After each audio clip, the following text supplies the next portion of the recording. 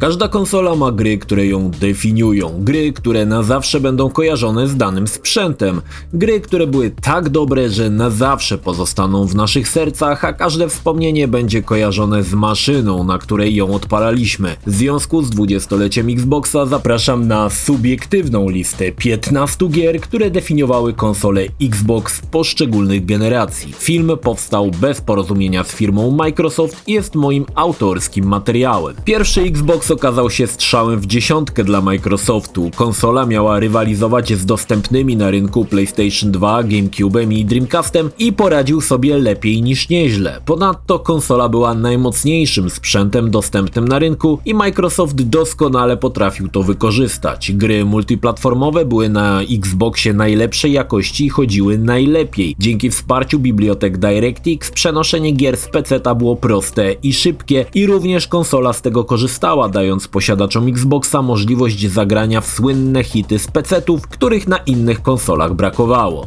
Oto 5 gier, które definiowały pierwszego Xboxa. Halo.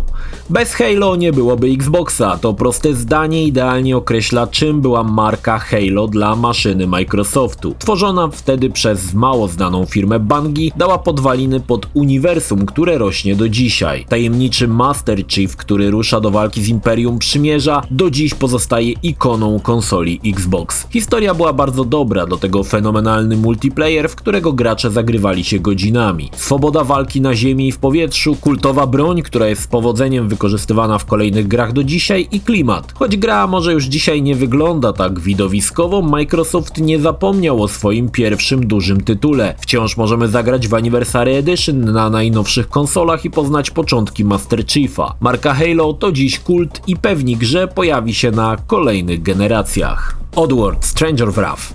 Któż nie zna fight-łapowego Abe'a z gier Odyssey i Exodus? Studio Oddworld Inhabitants powołało do życia przedziwne uniwersum zapełnione jeszcze dziwniejszymi istotami. O ile 3 części przygód Abe'a były bardzo dobre, to jednak Stranger Wrath wybijał się ponad wszystko, co z uniwersum powstało. Osadzona w stylistyce westernu, gra przedstawiała nam nowego bohatera, Strangera, który był łowcą nagród w świecie Oddworld. Gra oferowała zupełną zmianę rozgrywki, tym razem bohater był wyposażony w broń, którą strzelał małymi istotami, a które oferowały różne możliwości. Naszym celem było łapanie przestępców żywych lub martwych, by za nie zgarniać hajsiwo, tutaj nazwane mula. Gra oferowała rozgrywkę w trybie TPP, jak i FPP, w którym zazwyczaj się strzelało. Dochodziły fragmenty rozgrywki stealth, jak i niewielkie elementy RPG. Stranger Wrath oczarowywał świetnie zaprojektowanym światem, widzianym z nowej perspektywy, fenomenalną na swoje czasy oprawą i świeżym podejściem do tematu. Gra była na tyle dobra, że kolejne jej porty pojawiają się z powodzeniem do dzisiaj na najnowszych konsolach. Otogi. Znacie taką firmę From Software? Pewnie tak, ale kto pamięta, że legendarny deweloper wyprodukował fantastyczne 2 części gry Otogi, które pojawiły się ekskluzywnie na Xboxie. W Otogi można znaleźć podwaliny pod legendarnego Sekiro, gra mocno osadzona w japońskich wierzeniach, gdzie jako wojownik Riko Minamoto walczymy z demonami. Gra miała wysoki poziom trudności, coś z czego From Software do dzisiaj słynie, fantastyczną oprawę i bardzo dobrze przemyślany system walki. Dzisiaj to mocno zapomniany, ale wciąż bardzo dobry tytuł, a dzięki temu, że pojawił się we wstecznej kompatybilności, więcej graczy będzie mogło go poznać, a wierzcie mi, że warto. Panzer Dragoon Orta.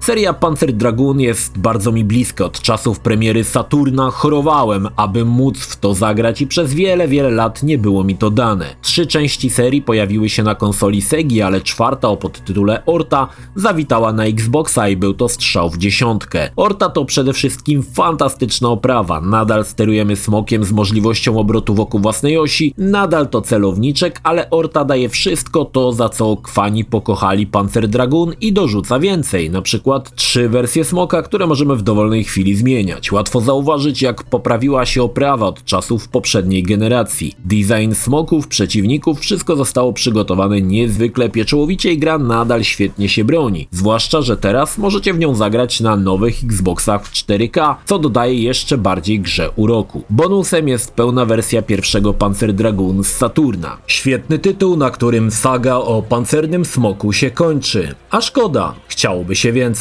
Conker Live and Reloaded.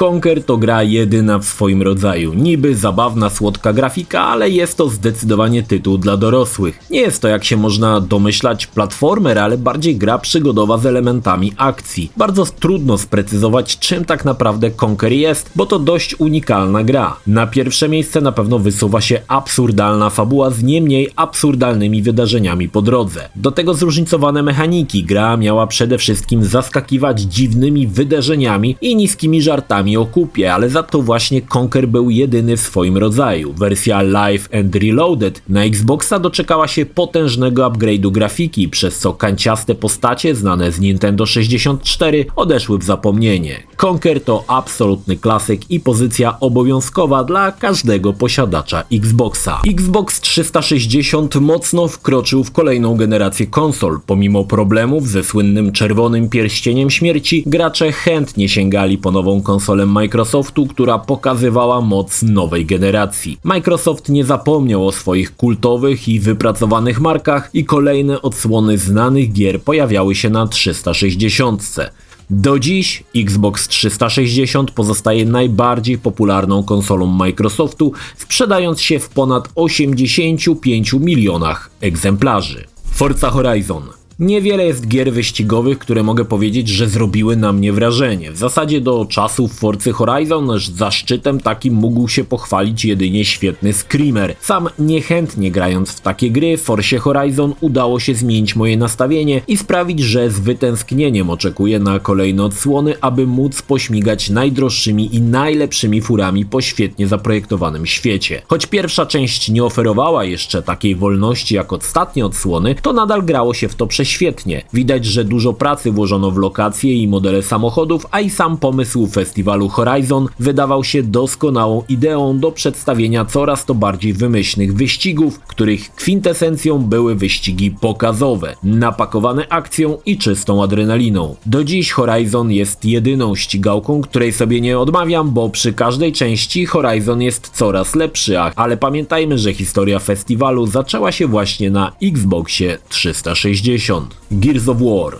Gearsy były dla Xboxa 360 tym, czym Halo dla oryginalnego Xboxa. Świetnie zaprojektowana strzelanka z masą nowatorskich na swoje czasy rozwiązań. W zasadzie definiowała na nowo cały gatunek. Wiele pierwszoligowych gier potem czerpało garściami z rozwiązań, które pokazały się w Gearsach. Pierwsza część była najbardziej mroczna i poważna. Historia oddziału Delta walczącego z szarańczą była surowa, brutalna i przede wszystkim dobrze napisana. Marcus Phoenix stał się postacią, bez której nie byłoby marki. Mechanika walki była dopracowana w najmniejszym szczególe i sprawiała masę frajdy. Choć Gears of War był całkiem nowym IP, to szybko zdobył status kultowego i na kolejne odsłony czekały już rzesze spragnionych mordowania szarańczy graczy. Seria jest rozwijana do dzisiaj i nie zanosi się na to, że Microsoft szybko o Gearsach zapomni, bo z części na część jest coraz lepiej.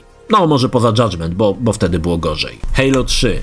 Z wytęsknieniem czekałem na trzecią odsłonę przygód Master Chiefa. Ta dopiero miała pokazać się na Xboxie 360 i było to nie lada wydarzenie. Gra miała stanowić domknięcie trylogii. Bungie nie zawiodło. Gra zarobiła w ciągu tygodnia $300 milionów, pokazując jak mocną marką jest Halo. Tytuł wyglądał na swoje czasy przepięknie. Duże lokacje, dziejące się głównie na powierzchniach planet, pokazywały, że nowa generacja ma wiele do zaoferowania, a był to dopiero początek. Xbox 360 pokazywał tutaj swoją moc. Takie efekty jak głębia ostrości czy cienie liczone w czasie rzeczywistym sprawiały, że Halo 3 było grą, na której pokazywało się moc konsoli Microsoftu. Choć tytuł domykał trylogię, to nikt nie sądził, że na tym historia Master Chiefa się skończy. Do dziś gry z serii Halo są oczkiem w głowie Microsoftu i nigdy nie zawodziły, niezależnie czy była to główna część historii, spin-off czy gra RTS. Halo wciąż ma moc. Mass Effect.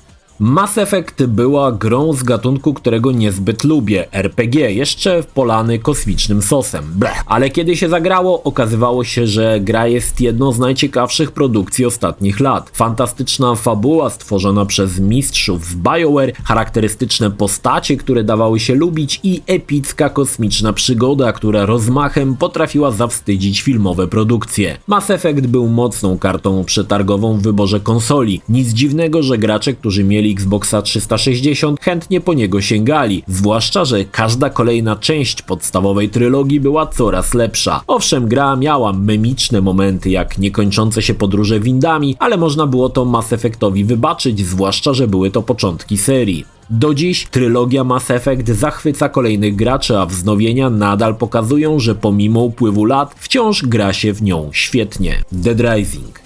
Była to pierwsza gra, którą odpaliłem na swoim nowo kupionym Xboxie 360. Duży otwarty świat w postaci centrum handlowego zainfekowanego setkami zombie i broń, za którą mogło posłużyć niemal wszystko. Czego chcieć więcej? Nieskrępowana rozgrywka była tylko limitowana upływającym czasem, co było dla mnie dość mocną bolączką. Ale jak już się wkroczyło do centrum handlowego Willamette, to ciężko było je opuścić. Szalone pomysły Japończyków z Capcomu połączone z krwawą masakrą na ekranie, to się nie mogło nie udać. Znam ludzi, którzy dla tej gry kupowali Xboxy 360. Dziś Dead Rising może trochę straszy archaicznością, a kolejne części nie mają już takiego ładunku radochy jak część pierwsza. Tak czy tak, Dead Rising był bardzo ważną grą dla Xboxa 360, na którym jako na jedynej konsoli można było radośnie masakrować powolne i gapiowate zombie. Xbox One.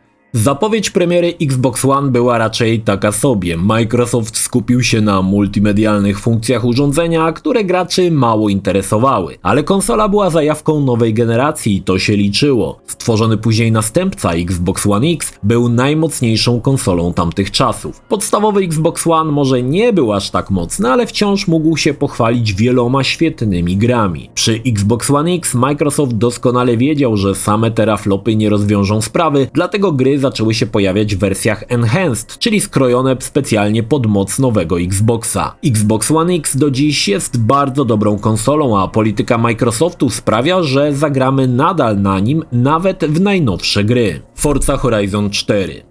Na nowego Horizona czekałem z wypiekami na twarzy. Gra zapowiadała się absolutnie fantastycznie i w sumie nie mogło być inaczej. Horizon trafił do deszczowej Anglii, ale to nie przeszkodziło w odbiorze gry. Twórcy wpadli na genialny pomysł zmian pór roku, które zmieniały się co jakiś czas, przez co gra nie była monotonna. Te same miejscówki odwiedzane latem wyglądały diametralnie inaczej zimą, nie wspominając o jeździe, która wymagała od nas trochę innego podejścia. Masa świetnie zaprojektowanych samochodów, totalna wolność w kwestii podróżowania po świecie, zero barierek, zero sztucznych przeszkód blokujących drogę. Można je było jeździć dosłownie wszędzie, gdzie się miało ochotę. Do tego ozdobą Horizona wciąż pozostały wyścigi pokazowe, w których twórcy prześcigali się w pomysłach, z czym możemy się zmierzyć. Mistrzostwo. Horizon 4 to gra, która wciąż jest obecna na moim dysku konsoli. Pomimo, że pojawiła się nowa część, nadal lubię wrócić do znajomych lokacji i pyknąć parę wyścigów, aby odblokować kolejną piękną furę, o której mogę sobie jedynie pomarzyć. Gears 5. Po spadku formy w Gears 4 piąta część powróciła na właściwe tory i w sumie przez długi czas uważałem, że jest to najlepsza strzelanka jaka powstała. Przepiękna oprawa, powracający bohaterowie, nowe pomysły i ten świetny feeling strzelania, który starannie przenoszono z części na część. Singiel był mocarny i bawił jak lata wcześniej klasyczna trylogia, do tego piekielnie dobrze zaprojektowany multiplayer z kultowym trybem hordy, na którym można było stracić wiele godzin próbując dotrwać do 50. fali. Xbox One zdecydowanie miał najlepszą strzelankę poprzedniej generacji i niewielu potrafiłoby ją przebić. Halo 5. Na każdej konsoli Microsoftu musi powstać nowe Halo, nie było inaczej tym razem. Halo 5 Guardians kontynuowała historię Master Chiefa, choć gra nie była aż takim wydarzeniem jak Halo 3, nie da się ukryć, że to wciąż świetny tytuł czerpiący z marki garściami. Choć tym razem przyszło nam wcielić się w Johna Locke'a, znanego z serialu Nightfall i te misje w mojej opinii były tymi słabszymi. Jednak gdy wchodziło się ponownie w trepy Master Chiefa, gra wracała na właściwe tory. Halo 5 to wciąż fantastyczna oprawa i niezapomniane wydarzenia, które dzięki temu, że gra ruszała na nowej konsoli, mogły być jeszcze większe i jeszcze bardziej epickie. Choć Halo 5 nadal trzymało bardzo wysoki poziom, brakowało w nim jakichś nowości. Była to bardzo bezpieczna część, która choć godnie reprezentowała markę, to brakowało w niej świeżości. Quantum Break. Studio Remedy nie robi kiepskich gier, ich tytuły są zawsze świetnie zaprojektowane ze świeżymi pomysłami. Z Quantum Break nie było inaczej. Świetnie pomyślany miszmasz gry z serialem aktorskim sprawdzał się wręcz wyśmienicie, a fabuła dotycząca podróży w czasie nie pozwalała odejść od konsoli. Wszystko to polane wyśmienitą oprawą, a sceny z zatrzymanym czasem w lokacjach były majstersztykiem. Do tego w grze pojawiały się mniej lub bardziej znane twarze hollywoodzkich aktorów. Gra wypadała świetnie, a kluczowe motywy zabawy czasem podczas walki do dziś dla mnie są niezapomniane. Rise: Son of Rome. Co? Dlaczego Rise jest w tym zestawieniu? W mojej opinii to fantastyczna gra, owszem, mechanika jest dość uboga, ale oprawa pokazywała, czym jest nowa generacja konsol. Tytuł stworzony przez Crytek przez złośliwych jest nazywany tech demem. Może i tak, ale jest to przepiękne tech demo. Owszem, walka oparta na Quick Time Events była średnia, ale ciosy kończące się odcinaniem kończyn były odpowiednio brutalne. Do tego oprawa, która spokojnie broni się do dzisiaj. Postacie przez długi czas były w mojej opinii najlepiej zaprojektowanymi postaciami, jakie powstały w grach. Choć dziś mechanika nadal kuleje, gra nadal broni się fantastyczną oprawą. Z ciekawostek dodam, że była to pierwsza gra, którą kupiłem na mojego nowego Xbox One X i nie żałowałem ani złotówki, a do gry wracam co jakiś czas, do dzisiaj. Xbox Series X jest dopiero na początku swojej drogi, ale już można zauważyć, że kilka tytułów będzie niezapomnianych. Niedawno wydana Forza Horizon 5, która jest najlepszymi wyścigami, jakie do tej pory się pokazały. Za rogiem już czeka Halo Infinity, a zapewne niedługo usłyszymy o nowych Gearsach. Ciekawe, jak wypadnie Stalker 2, na którego czekają rzesze graczy, czy druga część świetnego Hellblade'a. Myślę, że Xbox będzie miał jeszcze wiele do zaoferowania podczas swojego żywota. Z okazji 20-lecia życzę Xboxowi kolejnych 100 lat dostarczania graczom fantastycznej rozrywki. A jakie według Ciebie gry zdefiniowały konsolę Microsoftu? Podziel się swoim zdaniem w komentarzu.